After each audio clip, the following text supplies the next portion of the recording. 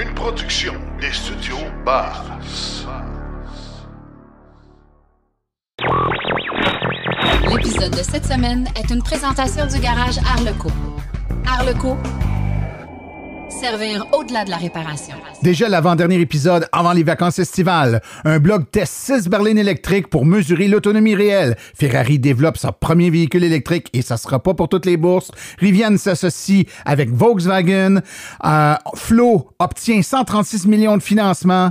Par où commencer? On parle des nouvelles marques de voitures électriques. Chronique Tesla avec Laurent Gigon. Et en grande entrevue avec nos invités, on parle comment se recharger lorsqu'on est hors du Québec. Non, se fier vraiment aux bornes qui sont sur les routes principales. Je pense que ça peut être une bonne idée, une idée qui est plus fiable.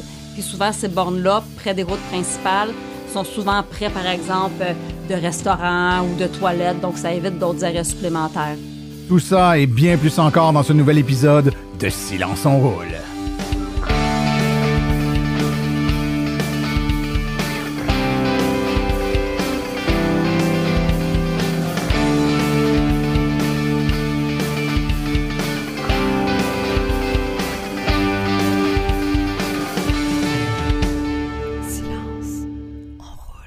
Bonjour tout le monde, mon nom est Martin Archambault. C'est avec passion et plaisir que j'anime Silence on roule, le balado dédié 100% au transport électrique. Silence on roule est également le fier partenaire de l'Association des véhicules électriques du Québec. J'espère que vous allez bien tout le monde, que vous avez passé un bon 2 semaines. Les vacances estivales s'en viennent, il reste juste 2 épisodes, donc celui-ci est un autre, et puis déjà ça sera une petite pause d'1 mois là, pour les vacances. Donc déjà ça commence à sentir les vacances. Plusieurs d'entre vous m'avaient écrit, il semble y avoir une petite recrudescence là, de gens qui se magasinent des voitures électriques. C'est normal, c'est toujours une grosse période ce temps-ci de l'année. On est au début de l'été, il commence à faire beau, c'est le moment où on commence à magasiner, puis on veut acquérir un nouveau véhicule. Idéalement, on aimerait ça l'avoir pour les vacances, puis tout ça. Donc, tout à fait normal.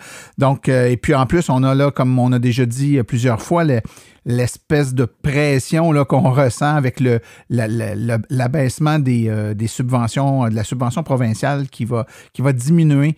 Donc, qui va baisser là, de quelques milliers de dollars à la fin de l'année. Donc, les gens veulent avoir le maximum. Puis, pour éviter là, de perdre un peu de cette subvention-là, les gens s'organisent pour avoir leur véhicule en 2024. C'est bien compréhensible. Là, on fait tous la même chose. Moi, le premier, je vais être dû pour changer mon véhicule. Donc, je vais être en mode magasinage très, très bientôt. Écoutez, on a aussi plusieurs beaux commentaires, que ce soit sur la page Facebook, dans notre courriel martin@silenceonroule.com, des messages qui peuvent être laissés aussi sur notre boîte vocale numérique. Silence on roule, vous visitez le silenceonroule.com et puis il y a un petit table là, en haut à droite où c'est écrit boîte vocale. Vous cliquez là-dessus, puis vous pouvez enregistrer un message que vous nous laissez. Et puis, si vous nous posez une question, on peut même le faire jouer là, dans le podcast et répondre à votre question. J'en profite pour dire que plusieurs personnes ont réagi au dernier podcast où on parlait des bornes de recharge. Et puis, je répondais à une question d'un monsieur. Puis là, je disais là, qu'une borne de recharge Tesla, ça a le connecteur Tesla qui, pour le moment, il y a juste les Tesla qui ont ce connecteur-là. On sait que ça va être adopté par la majorité bientôt. Mais qu'en attendant, une borne avec J1772, là, donc les bornes niveau 2 traditionnelles étaient peut-être préférables. Plusieurs m'ont fait remarquer, avec raison d'ailleurs, que Tesla vend maintenant une borne là, qui a les 2 connecteurs, donc une espèce de borne hybride là, qui permet là, d'adapter, là, de mettre les 2 embouts. Donc, ce qui pourrait être un excellent choix là, dans le cas de quelqu'un qui s'achète une Tesla, mais qui veut aussi permettre soit de la parenté ou des amis, des gens qui nous visitent, de se brancher s'ils n'ont pas une Tesla puis qui ont le connecteur J1772, il y a une borne qui répond aux 2 besoins. Donc, évidemment, merci à ceux qui me l'ont fait remarquer. Je vais complètement oublier là, cette option-là qui est disponible chez Tesla. Écoutez, un épisode bien rempli aujourd'hui. On a une chronique Tesla, justement, avec Laurent Gigon, avec les nouveautés. Manquez pas ça. Sébastien Côté, aujourd'hui, nous parle des marques de véhicules. Donc, les nouvelles marques, on n'entendait pas parler de ça avant. Polestar, c'est un VinFast. C'est des marques qui... C'est comme s'ils venaient d'apparaître. Puis, est-ce que c'est fiable? Est-ce que c'est trop récent pour qu'on puisse faire confiance?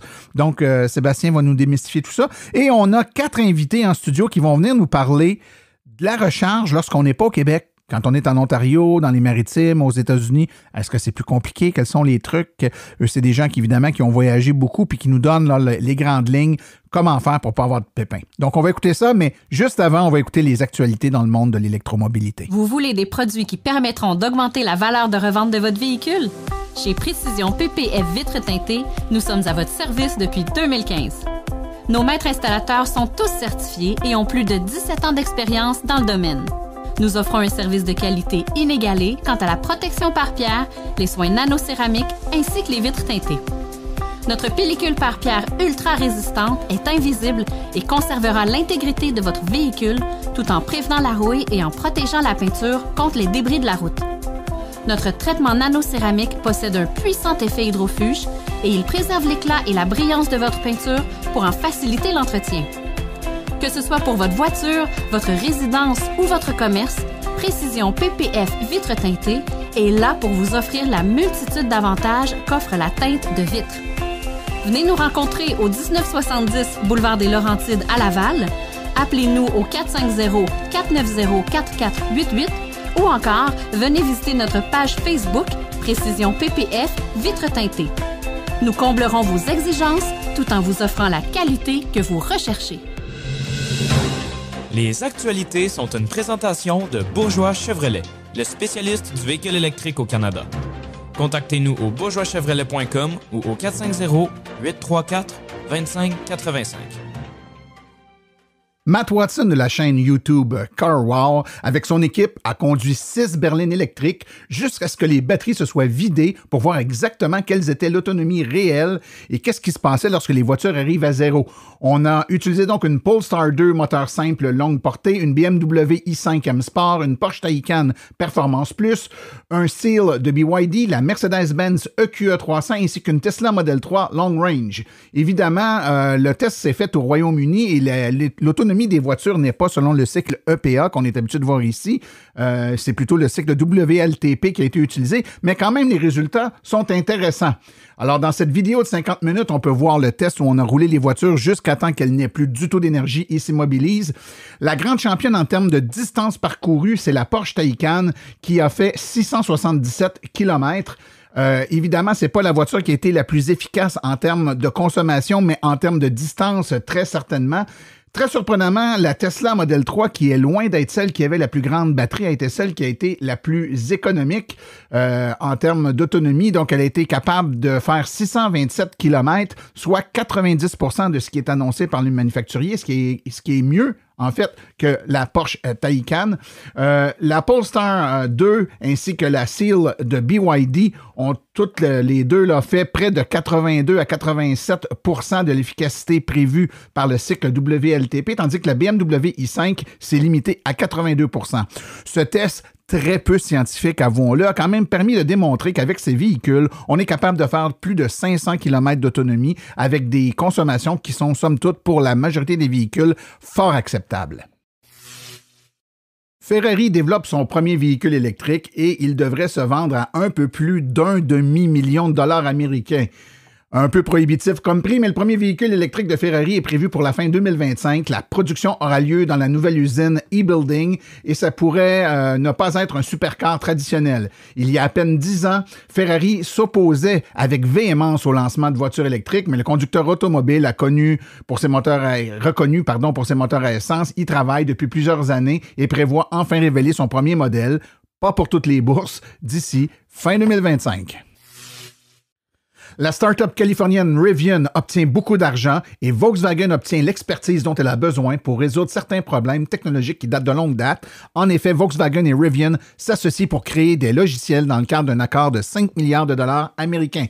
Rivian et Volkswagen s'associent pour créer des logiciels pour leurs futurs véhicules électriques, ont annoncé la semaine dernière les deux constructeurs automobiles dans une annonce surprise qui comprend un investissement de Volkswagen pouvant atteindre 5 milliards américains pour le constructeur automobile américain. Les deux entreprises sont confrontées à des défis très différents pour développer leurs activités de véhicules électriques et l'accord semble être gagnant-gagnant. Selon les termes de l'accord, Volkswagen investira un premier milliard américain dans Rivian et prévoit investir éventuellement 4 milliards supplémentaires. Rivian affirme qu'elle aidera à financer ses opérations avec cet argent grâce à la venue de son prochain véhicule de masse, le VUS R2. En échange, selon un communiqué de presse, Rivian partagera son expertise en matière de construction de logiciels et d'architecture électrique et devrait concéder sous licence les droits de propriété intellectuelle existants à l'entreprise. La compagnie Flow obtient un financement par action de série E de 136 millions de dollars. Le réseau de recharge se fait financer pour être capable d'avoir l'expansion et son empreinte réseau de nouveaux produits et de nouveaux segments de marché. L'opérateur de réseau de recharge de véhicules électriques et le développeur d'équipements Flow a annoncé aujourd'hui le plus important financement par action de l'histoire de l'entreprise. Flow, établi au Québec et qui exerce ses activités au Michigan et possède un réseau de recharge en Amérique du Nord, a obtenu un capital à long terme de 136 millions de dollars. Flow affirme que ce montant lui permettra de continuer à investir et à prendre de l'expansion dans tous les domaines d'activité, déploiement et expansion de réseau, déploiement de sa nouvelle borne de recharge rapide Ultra DC et des dernières bornes de recharge résidentielles et du développement de solutions pour la recharge. Lorsque GM a prévu des ventes records de véhicules électriques malgré l'abandon de la Chevrolet Bolt, nous étions dubitatifs. Mais au deuxième quart, GM a enfin livré la marchandise. Plus précisément, elle a livré un nombre record de véhicules électriques. Les véhicules électriques de sa gamme ont augmenté de 40 % par rapport à l'année dernière et de 34 % par rapport au trimestre précédent, et ça ne fait que commencer. Ce qui devait être le véhicule le plus vendu de l'entreprise, l'Equinox EV, vient d'être lancé il y a un mois et des versions plus abordables devraient arriver plus tard cette année avec une version qui pourrait coûter moins de 30 000 $ américains après crédit d'impôt. Si GM peut livrer un multisegment électrique avec une autonomie de 482 km à ce prix, cela devrait ajouter encore à l'élan poussé par la nouvelle gamme Ultium.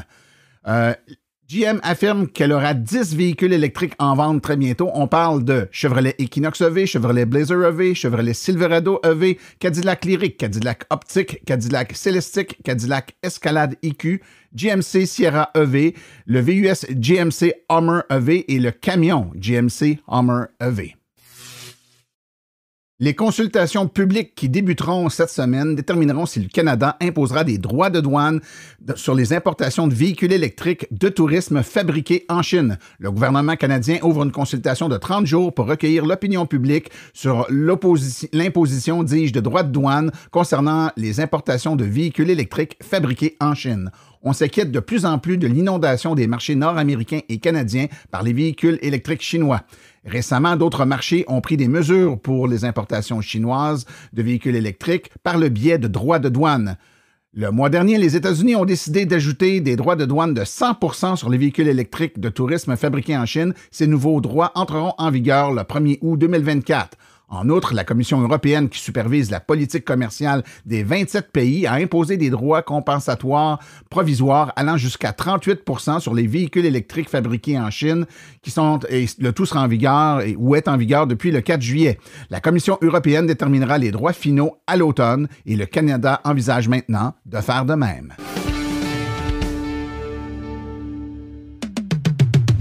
Vous aimeriez avoir une conférence par des vrais professionnels des voitures électriques? Faites confiance aux conférences de Silence on roule. Nous avons une panoplie de conférences allant de 30 minutes à 90 minutes. Pour plus d'informations et pour réserver votre conférence, écrivez à martin@silenceonroule.com. martin@silenceonroule.com.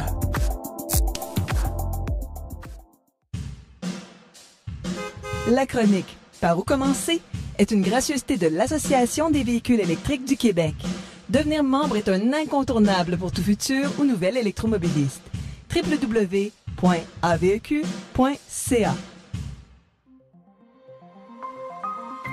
Par où commencer? Avec Sébastien Côté.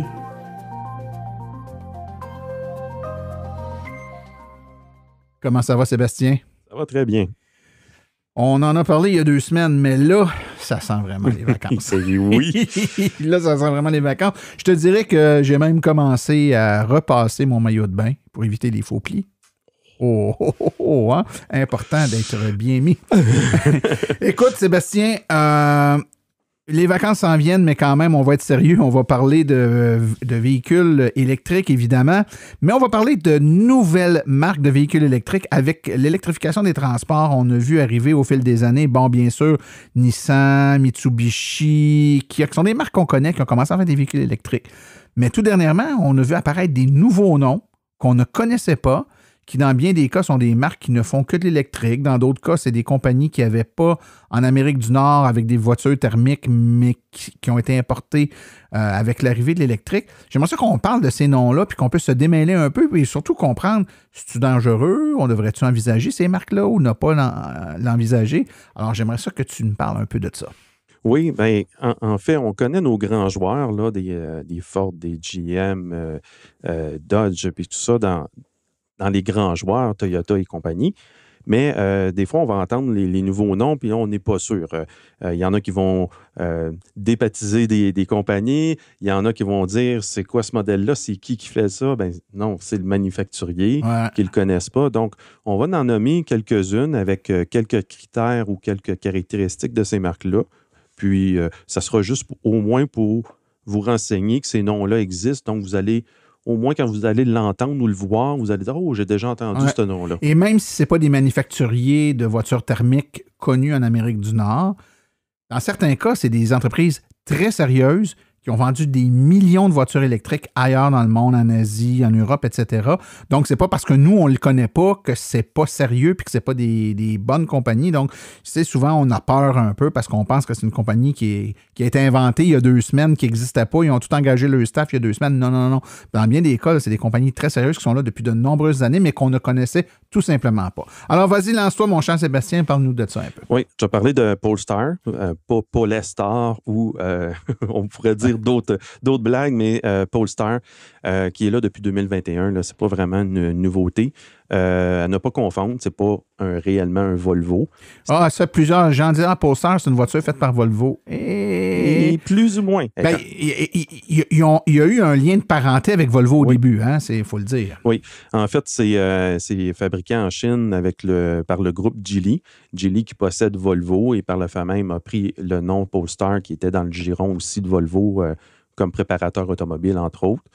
Donc, il y a plusieurs partages quand même de certaines composantes. Est-ce que les compagnies vont finir par être plus distinctes? On verra avec le futur. Mais en tout cas, actuellement, au moment où on se parle, ils se la jouent vraiment séparés. Là. Polestar, c'est Polestar. Volvo, c'est Volvo.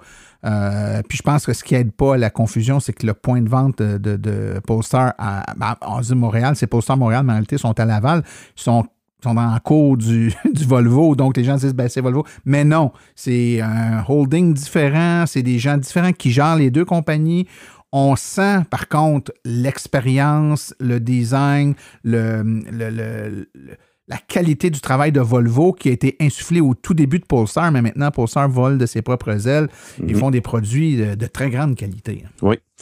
Un qu'on commence à réentendre, Fisker, qui revient sur le marché après, 1 ou 2 faillites, je ne le sais plus, il y a plusieurs années. Puis là, récemment, en plus, une situation financière un peu chambranlante, fait que peut-être qu'il faudrait laisser un peu de temps. Mais je dois vous dire, j'étais au Salon du véhicule électrique de Montréal et ce véhicule était très en demande pour les essais. Le Fisker Ocean, c'est-tu la Ocean? Oui, le Fisker Ocean. Quelle belle voiture! Et voilà. Donc, moi aussi, ça gratte le coin de l'œil. Ça gratte le coin de l'œil un peu. C'est fatigant. Sauf que les gens étaient vraiment, vraiment intrigués. Puis je dirais de façon générale, tout ce que je vais vous nommer aujourd'hui, ça fait longtemps que je suis dans les essais routiers. Là, puis tout ce qui est nouveauté attire tout le monde. Ah, ben c'est sûr. Donc, Fisker a été un attrait. Oui, tout à fait. Un autre, VinFast. VinFast, oui. Ça, c'est la marque que les gens me demandent plus souvent. C'est qui fait ça? Ben, c'est VinFast, compagnie vietnamienne. Très grande compagnie d'ailleurs. C'est nouveau ici en Amérique du Nord, mais si vous allez en Asie, VinFast, il y en a une puis un autre, là. Oui, j'avais vu un reportage, Daniel Breton, pour ne pas le nommer, qui avait dit que c'est juste de ça qu'on voit. Effectivement, c'est très gros. Et ils font en passant, si vous ne connaissez pas la VinFast, je vous incite là, peut-être à faire quelques petites recherches sur Internet. La VF8, la VF9 qui s'en vient. magnifique voiture, surprenante. On associe à tort souvent le VinFast qui est vietnamien à une voiture cheap avec un préjugé face à la Chine. Et je vous rappelle qu'on disait tantôt, Polestar, magnifique voiture, très grande qualité, et pourtant, c'est fait en Chine. Tesla, leur meilleur assemblage de voitures sont celles qui sont faites en Chine. Faut faire attention aux préjugés. Il y a des choses qui ont déjà été vraies, mais qui sont de moins en moins vraies. Et donc, tout ça pour revenir au fait que les gens partent avec l'idée préconçue que, ouais, Vietnam, des autos, ça doit pas être... Non. Allez voir cette voiture-là, vous allez être agréablement surpris pour un prix très compétitif en plus. Oui. Puis, pour ceux qui en ont, dans nos bénévoles, ils sont sérieux au niveau du service aussi puis de l'accompagnement des clients. Donc, c'est le feedback que j'ai eu. Tout à fait. Une autre qui se spécialise plus dans le camion ou dans la camionnette, c'est Rivian. Rivian, qui là, il commençait dans l'Ouest canadien, mais là, il vient d'arriver peut-être quelques semaines à peine au Québec. C'est une start-up là, qui misait seulement sur les camionnettes et VUS avec le R1S, R1T. Ils ont eu des annonces récentes pour le R2, le R3. Le R3 que je trouve très mignon en passant. Puis, ils ont un design assez distinctif, assez tape à l'œil, puis batterie et motorisation assez impressionnante. Oui, et c'est une compagnie qui a beaucoup de succès dans l'électrique aux États-Unis. Ça a été lancé là, il y a un petit peu plus longtemps là-bas, puis vraiment, c'est en tout cas, dans la camionnette, là, c'est un beau compétiteur au F-150 Lightning, par exemple, ou le Silverado avait des trucs comme ça. Oui, puis on parle, je pense, qu'il y a un 100 000 unités qui a été vendues aux États-Unis. Donc, ça commence un peu à l'autre. Lucid Motors, qu'on pourrait penser à un compétiteur, peut-être Tesla Model S. Là, on est dans la voiture pas donnée. Là. Dans Lucid, là, on commence à être dans le haut de gamme. Là. Oui, dans le haut de gamme, mais ce qui moi, m'intriguait plus, c'est les technologies moteurs qui sont impressionnantes. Je pense même qu'ils fournissent un moteur de régénération sur les formules. Ils ont quelque chose de le fun. Ils ont des beaux... Et des grandes autonomies. Je pense que c'est le véhicule électrique avec la plus grande autonomie sur le marché. Moi, je l'ai essayé, la Lucid, un des gros modèles de Lucid en plein hiver. Il faisait à peu près moins 10 degrés. Puis on avait pas loin de 800 km d'autonomie dans le véhicule, même en hiver. C'est hallucinant. Mais le véhicule coûte presque le prix de mon hypothèque. Exact. Puis là, prochainement, on va peut-être voir BYD, BYD, on pourrait le dire comme on veut. Qu'on ne connaît pas beaucoup ici, mais qui est probablement l'un des plus grands manufacturiers de voitures au monde. Oui. Maintenant au monde. Et je dirais que c'est un nom qui commence à faire peur. Hein? Oui. Ouais, ils sont immenses. Ils produisent une quantité titanesque de voitures. Ils ont des dizaines et des dizaines de modèles, sont distribués dans tous les pays d'Asie. De plus en plus, ils attaquent le marché européen, le marché américain, et ils produisent des voitures à très bon prix, compte tenu du volume qu'ils ont. Donc, je pense que c'est un des modèles qui fait peur à plusieurs manufacturiers parce qu'ils vont être capables de concurrencer avec des prix difficiles à coter, comme on dit. Hein. Oui, puis ils regardent aussi, c'est leur gamme de véhicules. Ils ne font pas juste du gros véhicule, ce qu'on a une tendance à avoir en Amérique. Oui. Donc, il y a encore des gens qui rechercheraient ça parce que la façon de sauver des coûts, on va donner peut-être des rapetisser ces véhicules-là. Oui, puis ils ont effectivement de toutes les grandeurs, mais ils ont plusieurs petits modèles très intéressants. Mais on est encore en attente. Il y a eu 1 ou 2 modèles qui ont été homologués au Canada, qui ont été très peu vendus. Un pour des taxis, entre autres, qui n'était peut-être pas un bon représentant de la marque, là, parce que c'est un modèle qui était fait pour le taxi, puis qui était quand même assez... mettons que les standards de taxi en Asie puis au Québec, c'est 2 choses. Mais ils font des produits de classe mondiale. Là. Puis quand ces produits-là vont arriver ici, je pense qu'on va devoir être... on va devoir faire attention, ils vont être intéressants. Oui, puis il faut peut-être pas, c'est ça, intéressant, puis il ne faut pas le voir nécessairement d'un mauvais œil parce que la compétition, c'est toujours bon. Oui, mais quand on parle de compétition de la Chine, ça nous fait peur, on a peur. En fait, il y a 2 choses avec la Chine. Un, comme j'ai dit tantôt, on a un préjugé que ça va être cheap parce que c'est chinois, ce qui n'est plus nécessairement vrai. Je vous le répète, vous allez faire le saut quand vous allez voir certains trucs. Là, c'est plus la Chine des années 70. Là. Ils ont des trucs vraiment sur la coche, comme on dit en bon québécois.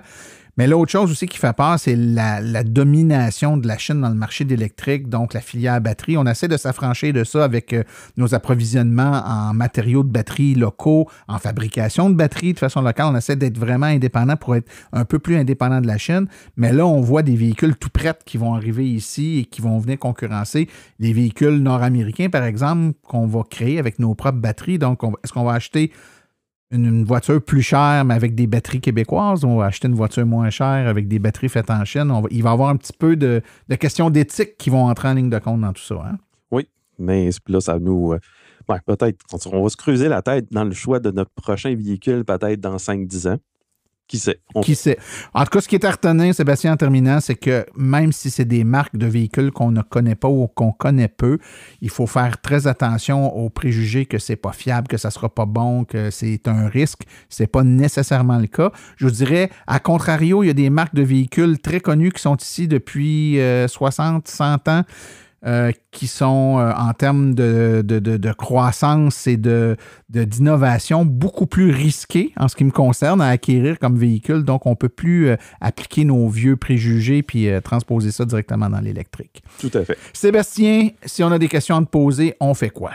On peut me rejoindre par courriel à sébastien.côté@silenceonroule.com. Hey, passe des bonnes vacances en famille et puis on se reparle. Pareillement, Martin, merci. Bye.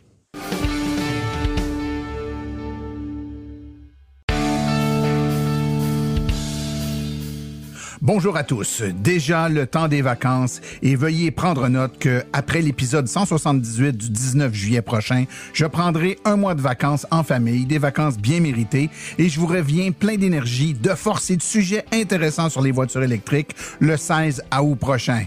Profitez-en vous aussi pour vous reposer. On se revoit bientôt.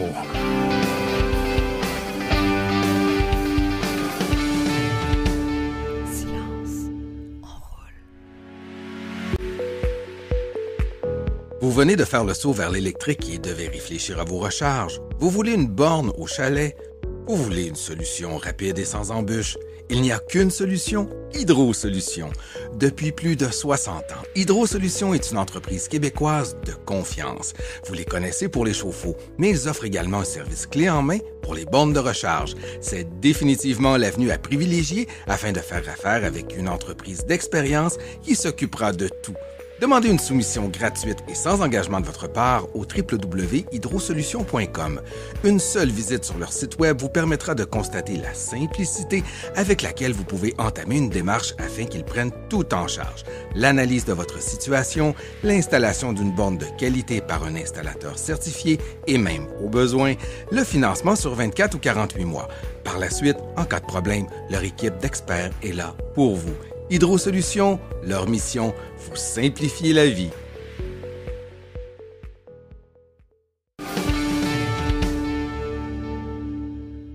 À l'approche des vacances, il y a une question qu'on voit partout sur presque tous les groupes Facebook. Les gens se préparent pour les vacances et là, réalisent que on va se charger ailleurs qu'au Québec, que ce soit dans les Maritimes, l'Ontario, les États-Unis. Et là vient un paquet de questions. On est inquiète, on n'est pas sûr que ça marche comme ici, on ne sait pas trop par quel bout prendre ça puis comment se préparer. Et pour en parler, j'ai avec moi 4 invités. Le premier, je ne sais pas si je dois dire Francis Mercier ou Marie-Josée, le petit couple électrique. Je ne sais pas comment je dois vous présenter. Comment je vous présente? Ben nous, on se présente toujours comme étant le petit couple électrique, mais c'est Francis et Marie-Josée, effectivement. Ben bonjour à vous deux. Merci d'être là. Ben, merci. On a également Michel Kennel. Bonjour, Michel. Bonjour. Et Ghislain Lejeune. Bonjour. Bonjour, qui n'est pas sa première participation. Non, quelques fois ici. Quelques fois, ouais, c'est ça. T'es à veille d'avoir une carte chouchou. J'ai hâte de l'avoir. T'as hâte de l'avoir, hein, ça s'en vient. Écoutez, j'ai quasiment envie de vous demander, avant de lancer tout ça, que vous me disiez si vous avez déjà eu vous avez tous un véhicule électrique, forcément, mais est-ce votre premier? En avez-vous eu d'autres avant? Avec quoi vous roulez actuellement? Je vais commencer par vous autres, le petit couple. Moi, c'est mon premier. J'ai une Bolt EUV 2023. D'accord. Puis toi? Ben moi, de mon côté, c'est mon deuxième. Le premier, j'ai eu un Tesla Model 3 SR+, dans le fond, et maintenant, je suis rendu avec un magnifique Ford F-150 Lightning, petite batterie. Oh, un beau gros véhicule. Ouais, content. Et oui, et vous, M. Kennel? Moi, c'est mon premier. J'ai un Audi Q4 2022, à peine 2 ans. Même pas 2 ans. Excellent. Kilométrage. Moi, j'ai commencé en 2015 avec une Leaf première génération. Ensuite, j'ai eu la e-Golf que mon gars roule encore. Maintenant, j'ai une Polestar 2. Mais je roule aussi une Harley-Davidson Livewire. OK, donc on a Comme vous voyez, là, on a un peu de tout, puis c'est intéressant parce que tous les cas de figure ou à peu près vont être représentés. Ma première question, c'est très simple, puis là, je vous lance ça, n'importe qui veut répondre à ça. La réalité, là, c'est que quand on sort du Québec, c'est-tu plus compliqué, aussi simple qu'ici, très compliqué, moyennement compliqué? Ça ressemble à quoi, là, quand on sort du Québec? À quoi il faut s'attendre? Je dirais que c'est différent, mais ça a quand même beaucoup de points semblables en lien avec les applications de recharge. On s'entend, une application, c'est une application, donc le principe reste un peu le même, mais c'est différent au niveau du nombre de compagnies. Par exemple, aux États-Unis, n'importe qui pourrait se partir une compagnie de bornes de recharge, tandis qu'au Québec, c'est peut-être mieux géré avec circuit électrique. OK. Vous autres, avez-vous un peu la même perception? Moi, j'ai pas trouvé ça vraiment différent. Une borne haute performance, une borne haute performance, puis il y en a un petit peu partout, puis tu te rends, puis c'est... Moi, j'ai pas trouvé ça vraiment compliqué. Je suis bien honnête avec vous, là. Ouais. Moi, j'ai pas eu... Là, on sent tout de suite que Michel va être le gars pour qui ça va bien. Tout est positif. Il y a pas de... Non, mais c'est correct, puis les gens restent encore avec la perception d'il y a 5, 6, 7, 8 ans en arrière où c'était un petit peu plus difficile. Les choses ont bien évolué, et c'est effectivement beaucoup plus facile que ça l'était, puis les gens qui ont leur véhicule électrique maintenant trouvent ça pas mal plus facile qu'on l'a connu dans le temps. Toi, Ghislain, t'as connu un peu de tout, là? Oui, ben je dirais qu'avec ma Polestar, quand je roule surtout sur autoroute, donc les grands axes routiers, c'est bien desservi, puis ça va bien, les bornes, le réseau va assez bien. Par contre, avec ma moto, je vais beaucoup dans les petites routes de campagne, beaucoup au Vermont, New Hampshire. Puis les réseaux il y a quand même beaucoup de bornes. Le problème, je trouve, en région, aux États-Unis, c'est que les bornes, c'est des vieux réseaux. Donc, il faut vraiment faire attention, s'assurer qu'on voit que la borne fonctionne. Ça m'est arrivé une fois que j'ai été obligé de passer 3-4 heures dans un pub pas loin parce que j'étais sur un niveau 2. Là. Ouais. Ma Harley apprend niveau 1 seulement. En tout cas, c'est un détail technique. Là, mais...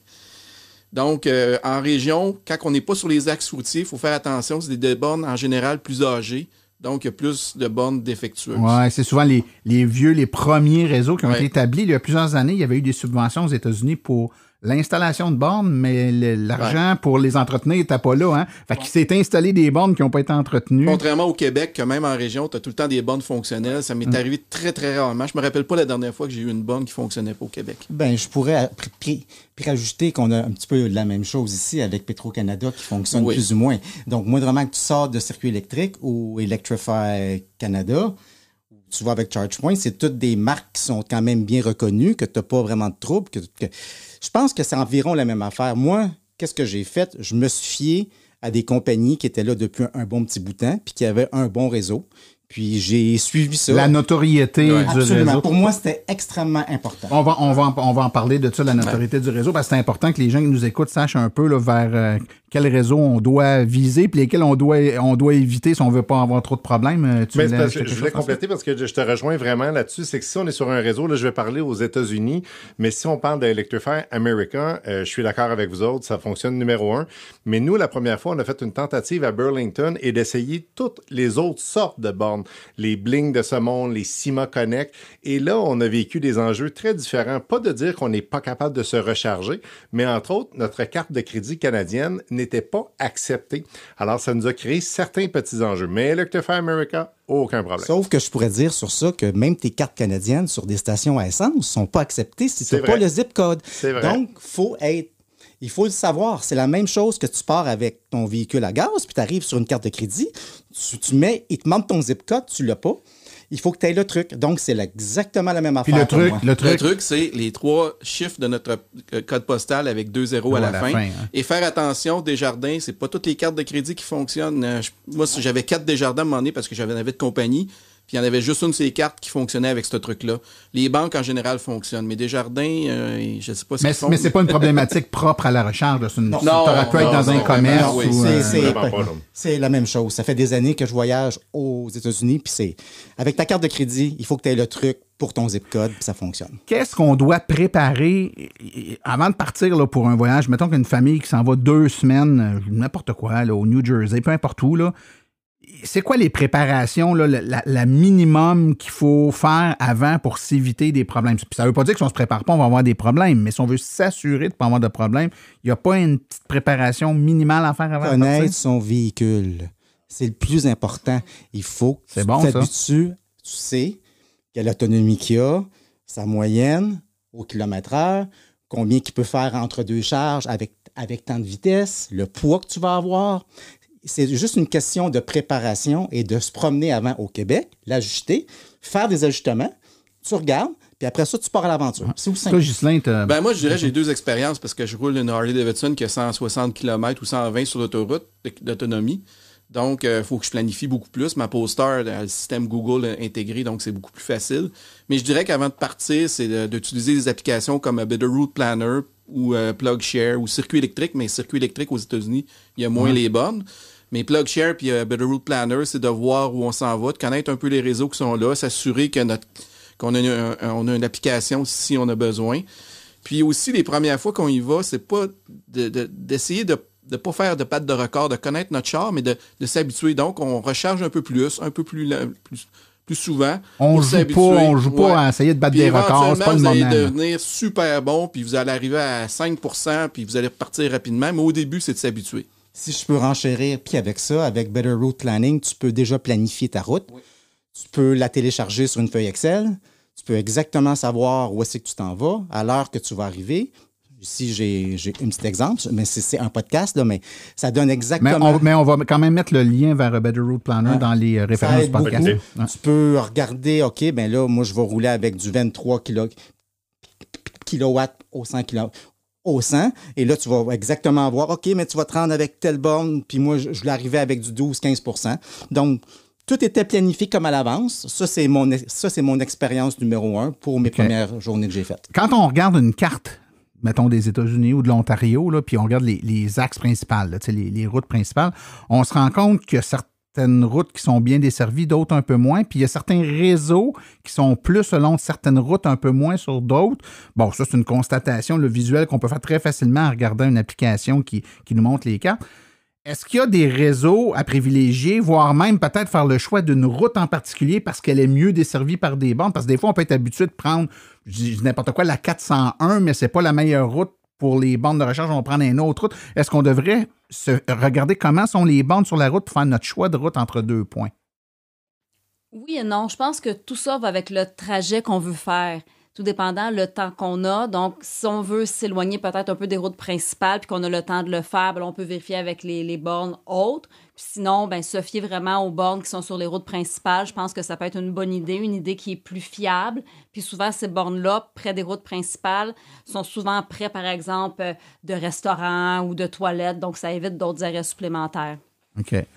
Et quand on part comme ça, mettons, on va les prendre un à un. En Ontario, par exemple, y a-t-il des réseaux à privilégier puis des réseaux auxquels on doit faire attention, qu'on le sait? Là, tantôt, on en a pitié. Il faut faire attention. Notre optique, là, c'est pas de faire du bashing, mais on sait que, mettons, la qualité d'entretien des réseaux n'est pas égale d'une compagnie à l'autre.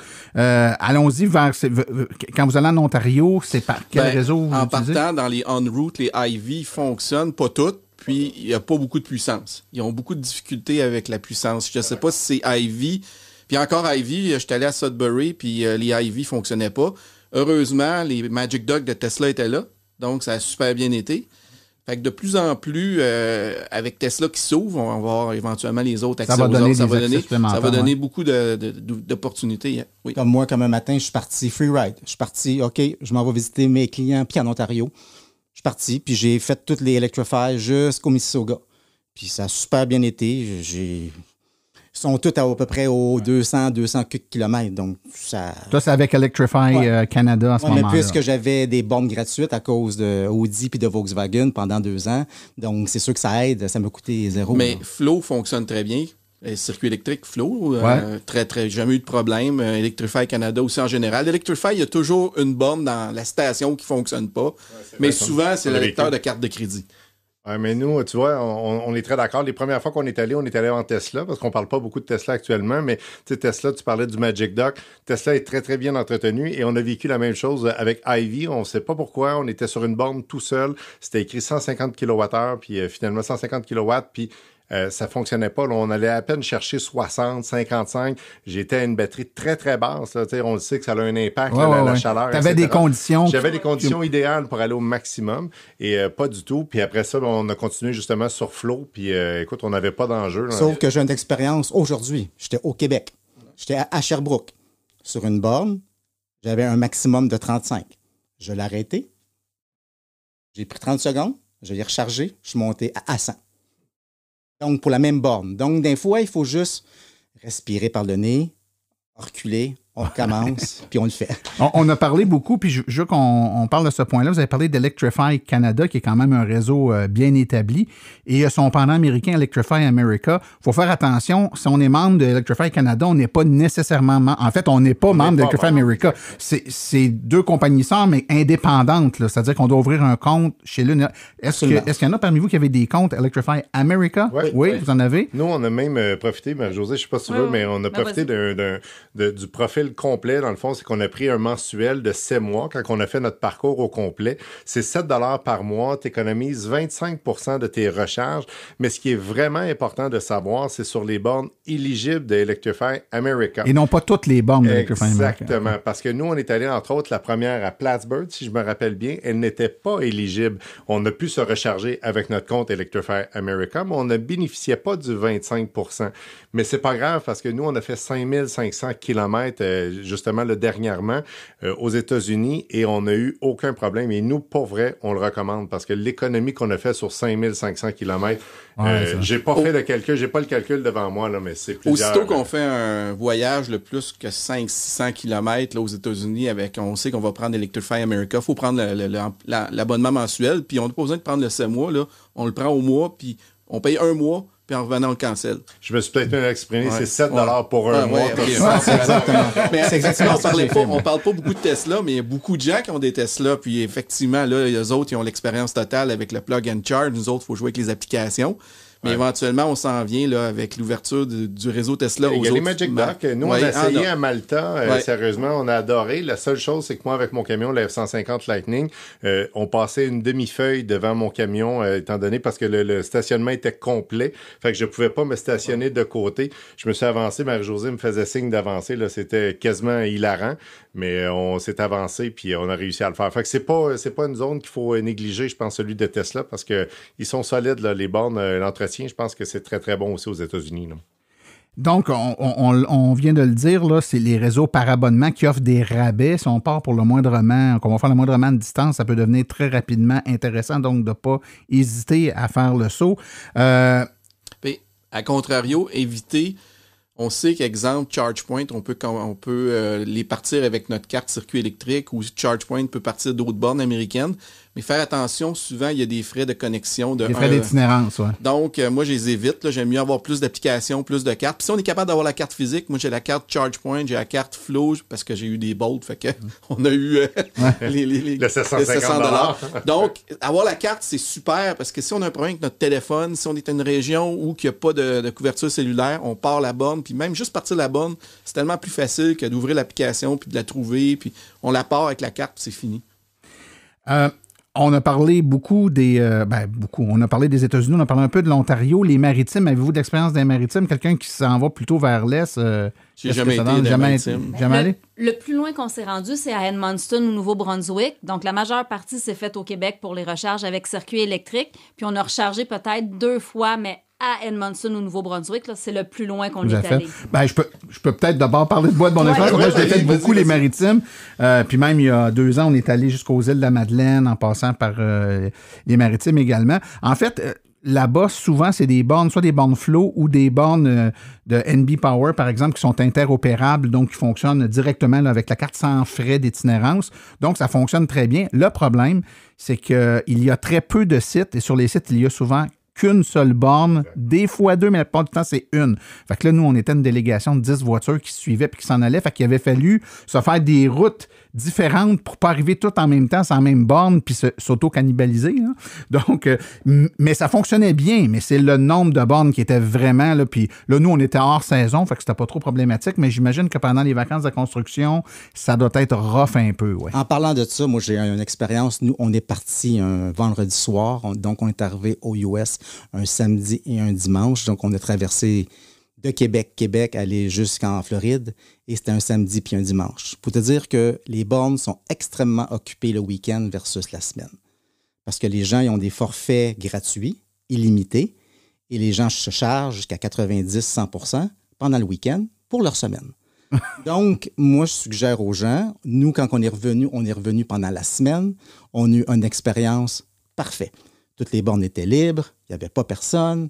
On a fait exactement le même chemin inverse, plus ou moins, puis on n'a pas eu la même expérience. Donc, moi, je dirais aux gens, s'ils veulent voyager aux US, essayez de ne pas trop y aller pendant le week-end, parce que je pense que vous l'avez dit dans un de vos blogs, il y a plusieurs de ces bornes-là sont dans des centres d'achat avec les Walmart. Il y a beaucoup de monde, il y a beaucoup de trafic pour se rendre. Quand tu sors de l'autoroute, c'est pas facile. Il faut que tu te rendes le samedi puis le dimanche. Donc, à préférer, essayez d'y aller le week-end. Effectivement, la gratuité n'est pas bien une bonne idée pour les réseaux de recharge parce que ça amène beaucoup d'abus. La gratuité, quand ils donnent 2 ans de gratuité sur Electrify America, ça amène beaucoup d'abus. Nous, on est allé, il y a 2 semaines, on était 4 motos électriques un dimanche ou samedi, en fin de semaine. On est allé, parti de la Rive-Sud, on est allé à Sutton, Stowe, on est revenu par les South Road dans le milieu du lac Champlain, les îles. Ça a bien été. On n'a pas eu beaucoup de trafic aux bornes, ça a bien été. On n'a pas eu trop de problèmes, c'est agréable. Fait que si je comprends bien, c'est pas une question de technique, de technologie, c'est vraiment une question d'achalandage versus le nombre de bornes qu'il y a. Donc, il y a certains endroits, moi j'ai parlé des maritimes, mais c'est vrai aussi dans certaines régions des États-Unis où il y a moins de bornes, en fait, là. Surtout quand on n'est pas avec un véhicule Tesla, puis c'est pas on n'a pas de compatibilité encore avec les réseaux Tesla. On doit se rabattre sur des réseaux tiers, et ces réseaux-là, souvent, sont assez dispersés. Il n'y a pas beaucoup de bornes dans chaque endroit. Fait que s'il y a 3 bornes, puis les 3 sont en utilisation, ben ça se peut qu'on attende un peu. On va se charger, mais on va attendre un peu pour faire le plein. Si je peux apporter un point, Martin, je sais qu'on n'est pas encore beaucoup qui ont des Ford F-150, mais nous, ce qu'on a remarqué sur les bornes de recharge, c'est que si les gens apportent leur bateau, apportent leur roulotte, ils veulent s'en aller aux États-Unis, dans les maritimes, mais nous, on a remarqué qu'il y avait très peu de bornes qui étaient faites et conçues pour pouvoir se stationner, dans le fond, là, ce qu'on appelle des pull-through, exact, désolé pour le terme, mais il aurait fallu dépiner à chaque fois notre roulotte ou notre bateau. Alors, pensez-y, parce que ça, on reçoit énormément de questions sur notre Facebook en disant, écoutez, vous l'avez fait, est-ce qu'on serait capable de le faire avec notre roulotte ou quoi que ce soit? La réponse est oui, mais planifier qu'il faut dépiner probablement au Walmart. Ouais. Fait que ça, c'est à penser dans le futur, je pense, pour les créateurs de bornes. Là. Tout à fait. Je pensais que tu avais quelque chose à ajouter. Bon, ben, le temps tire à sa fin, mais je veux savoir... si on veut que ça se passe bien, là, donc si on prépare des voyages, on est sur le bord de démarrer, de partir dans quelques semaines, c'est quoi vos conseils? Donc, est-ce que c'est facile, pas facile de le faire aller ailleurs qu'au Québec avec un véhicule électrique? Et si oui, c'est pas trop compliqué, c'est quoi vos conseils pour que ça se passe bien? On va faire un tour de table. On va commencer par toi. Moi, je vous dirais que c'est facile y aller. Il faut simplement être bien préparé. Comme on a dit tout à l'heure, bien connaître son véhicule, faire le bon choix de véhicule. Comme nous, quand on est allé aux États-Unis, on avait peu de temps pour beaucoup de trajets. Donc, c'est pour cette raison-là qu'on n'a pas pris ma Bolt au niveau du temps de recharge qui était plus longue. Connaître le réseau de recharge avec qui on veut principalement faire affaire. Puis, les applications en installer plus que moins, je pense que c'est la clé du succès.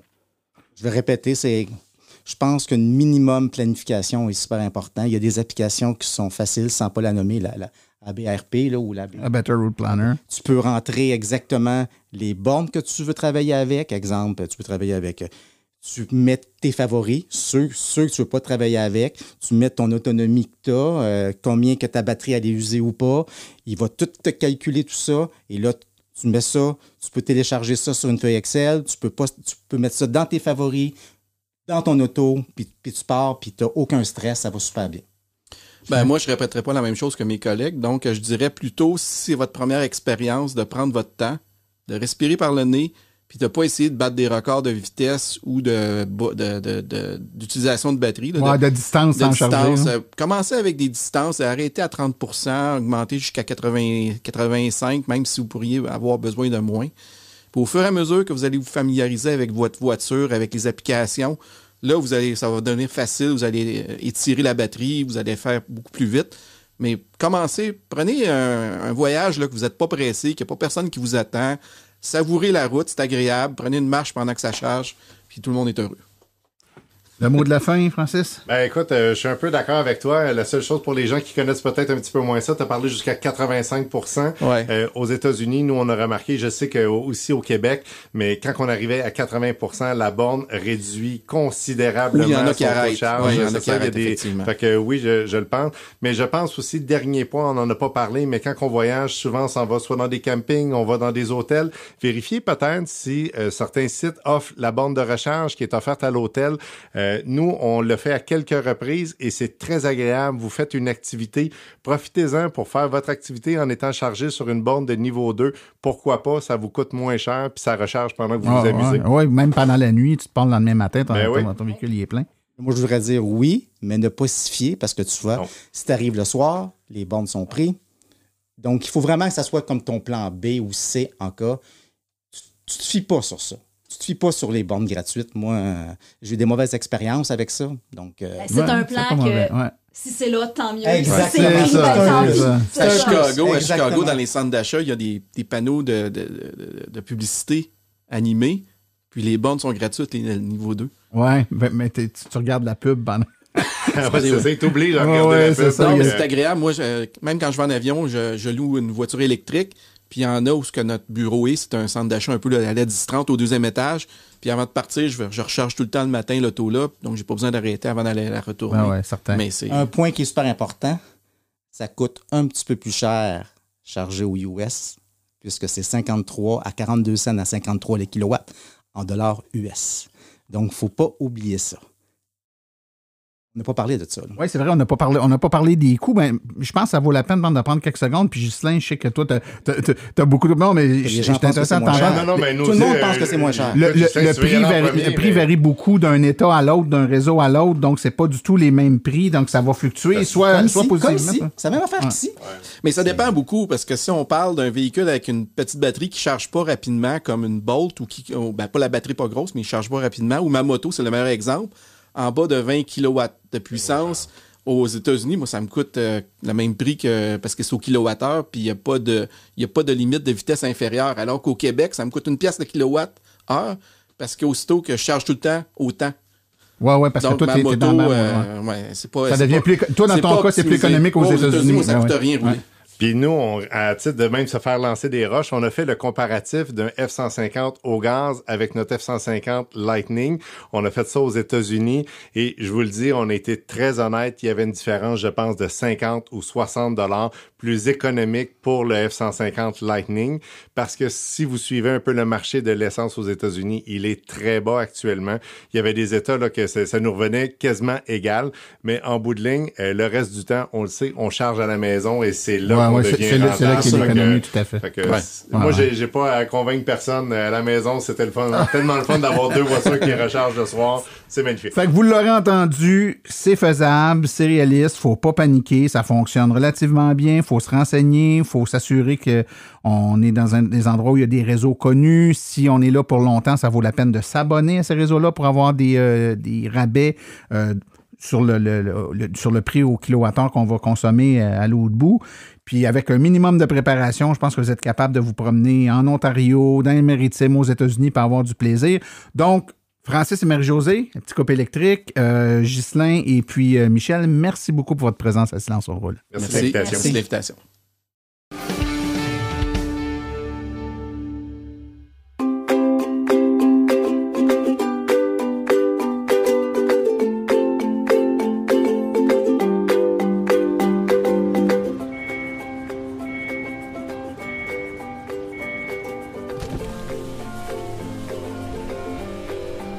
C'est vrai que ça brise moins, mais il y a quand même un minimum d'entretien à faire sur nos voitures électriques. Quand est venu le temps de faire l'entretien de mon véhicule, j'ai choisi de faire confiance à l'équipe d'Arleco plutôt que le concessionnaire. Ça fait maintenant 3 générations que cette entreprise familiale chouchoute nos voitures et ils ont été parmi les premiers à s'engager activement dans l'électrification des transports tout en adoptant des procédures et des produits sains pour l'environnement. Avec ses techniciens spécialement formés à l'entretien et réparation des voitures hybrides et électriques, Arleco nous offre aujourd'hui la même qualité de service sur nos VE qu'elle a toujours livré depuis bientôt 40 ans. De plus, chez Arleco, j'obtiens 10 % de rabais sur la main-d'œuvre et les traitements anti-rouille avec ma carte membre hors de l'AVEC. Arleco Génération 3, 8470 boulevard Parkway à Anjou. 514-352-1446 ou arleco.ca. Arleco, servir au-delà de la réparation.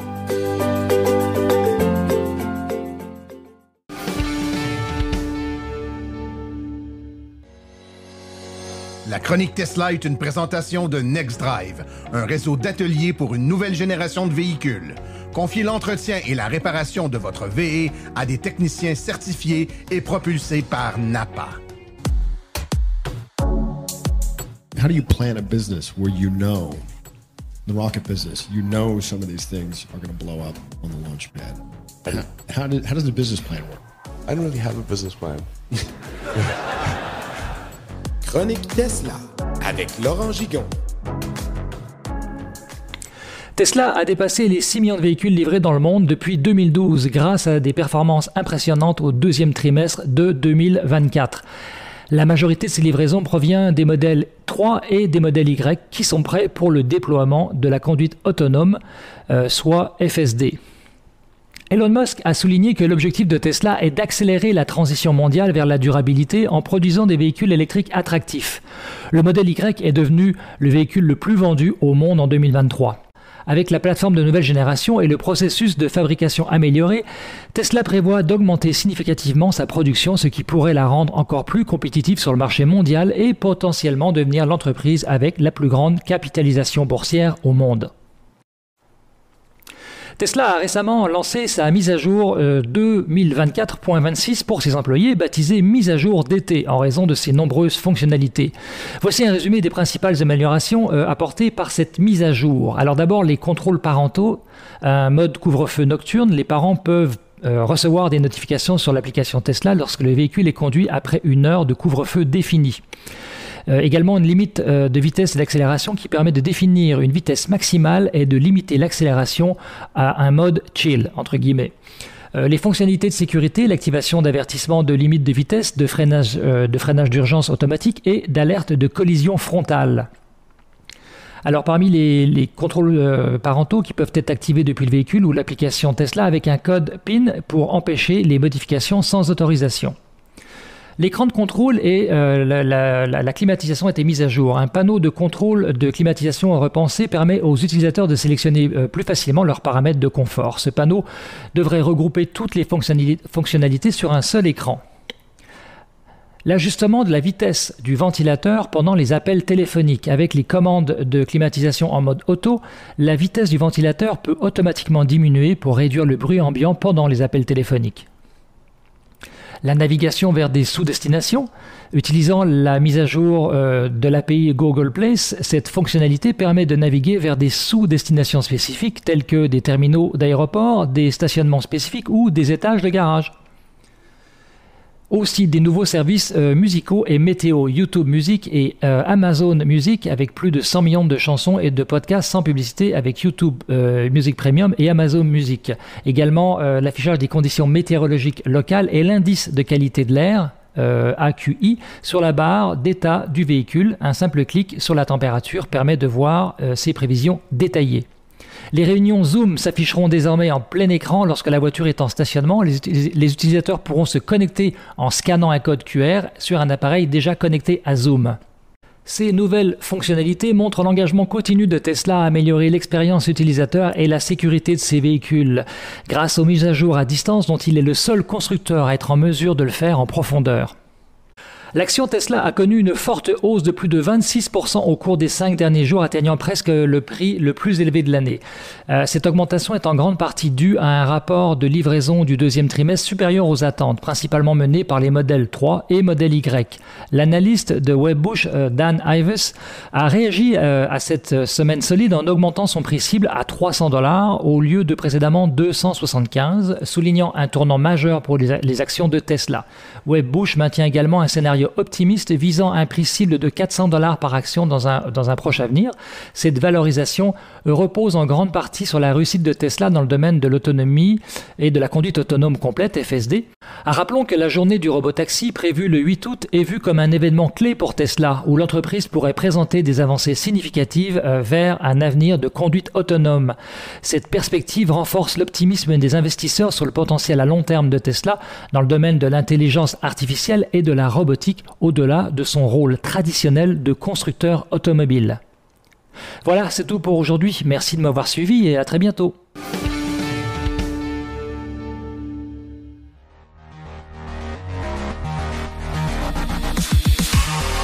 Les parcs de véhicules devront s'électrifier. Et qui pense à l'électrification d'un parc de véhicules pense à Fizz Électrique Énergie Intelligente. Voilà une entreprise qui prêche par l'exemple. Elle est elle-même une entreprise zéro émission avec sa flotte 100% électrique. On ne parle pas juste d'installateurs d'équipements ici. On parle d'une entreprise qui a été parmi les premières à s'électrifier. Elle a donc le véhicule expérience pour vous accompagner et ce de façon réaliste et adaptée.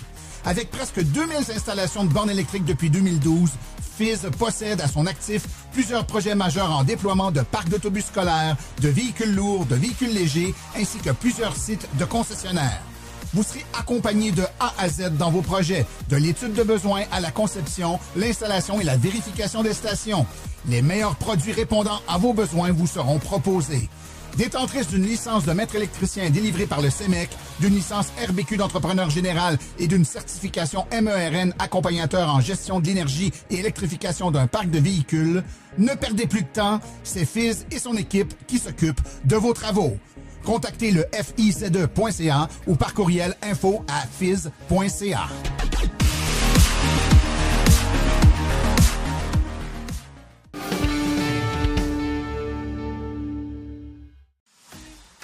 Voici les événements à venir dans les prochaines semaines dans le monde de l'électromobilité. Bien entendu, avec l'arrivée de l'été et des vacances, les activités seront un peu ralenties. Donc, à court terme, la seule activité à venir, c'est l'AVEC qui se recharge à Mont-Tremblant. C'est le 13 juillet 2024 de 10h à 16h à l'Hôtel de Ville de Mont-Tremblant au 1145 rue Saint-Jovite. Tous les détails sur le site web de l'AVEC dans la section événements. Ceci conclut l'épisode d'aujourd'hui. Remerciements sincères à nos invités et collaborateurs, c'est-à-dire aujourd'hui Ghislain Lejeune, Marie-Josée Allard, Francis Mercier et Michel Kennel. Également nos collaborateurs Sébastien Côté et Laurent Gigon. À la recherche, Martin Archambault, Stéphane Levert. Merci à tous nos chroniqueurs Stéphane Levert, Claude Gauthier, Laurent Gigon, Philippe Corbeil, Sébastien Côté, Cédric Ingrand et Daniel Rochefort. Communication, Marie-Hélène Hamelin, thème musical, François Villot, Luc Poirier et Marie-France Falardeau. Réalisation et production, les studios Basses. Un merci tout spécial à Arleco, notre commanditaire principal, ainsi qu'aux autres annonceurs qui rendent l'émission possible, c'est-à-dire Hydro Solutions, Précision PPF Vitre Teintée, Fizz Électrique, Bourgeois Chevrolet, Création L'Escarmot, UAP Napa, Taiga Motors et le groupe Énergie Canada, Roulon Électrique ainsi que l'Association des véhicules électriques du Québec. La reproduction est permise, mais nous apprécierions en être avisés. Les questions sur le balado doivent être adressées à martin@silenceonroule.com et pour l'information générale sur les voitures électriques, visitez plutôt le www.aveq.ca. Vous avez également accès aux archives de tous nos épisodes ainsi qu'à notre boîte vocale, directement sur notre site web au silenceonroule.com. Mon nom est Martin Archambault et d'ici le prochain balado, j'espère que vous attraperez la piqûre et direz vous aussi, silence, on roule.